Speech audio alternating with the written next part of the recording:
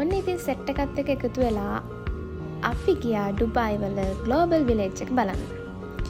මේ global village එකේ ලෝකෙ තියෙන ගොඩාක් රටවල් වලින් එක එක විදිහේ shops දාලා තියෙනවා. ලංකාවේ shop එකකුත් තිබුණා. ඒකට මම පස්සේ වලව එක්කන් යන්න.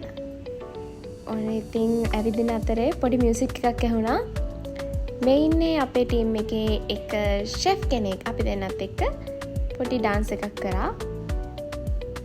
එතකොට අපේ යාළුවොත් එක්ක ගත්ත චුටි වීඩියෝ ක්ලිප්ස් ටිකක් තමයි මේ තියෙන්නේ. යාළුවෝ කිව්වට ඉතින් යාළුවෝම නෙමෙයි, මේ කලීග්ස්ලා වැඩ කරන තැන කට්ටිය.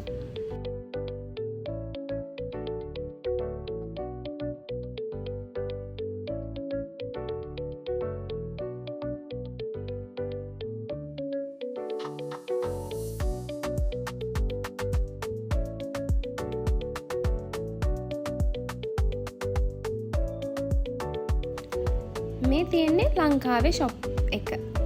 මේක ඇතුළට ගියාට පස්සේ ගොඩාක් ෂොප්ස් වහලා තමයි තිබ්බේ. මේ ශ්‍රී ලංකා ඒරියා එක ගොඩක් ෂොප්ස් වහලා තිබුණේ. ලස්සන තැන් ගොඩාක් තියෙනවා ග්ලෝබල් විලේජ් එක ඇතුළේ. ඔයාලා ඉතින් යනවා නම් ඇවිදින්න පහසු සපත් දෙකකුත් දාගෙන ග්ලෝබල් විලේජ් එකට යන්න. මොකද ගොඩාක් ඇවිදින්න තියෙනවා ඇතුළේ. ලස්සන තැන් බලන්න පුළුවන්. එන්ජොයි කරන්න ගේම්ස් තියෙනවා. ඔන්න ඔහම තමයි ග්ලෝබල් විලේජ් එකේ දවස ඉවර වුණේ.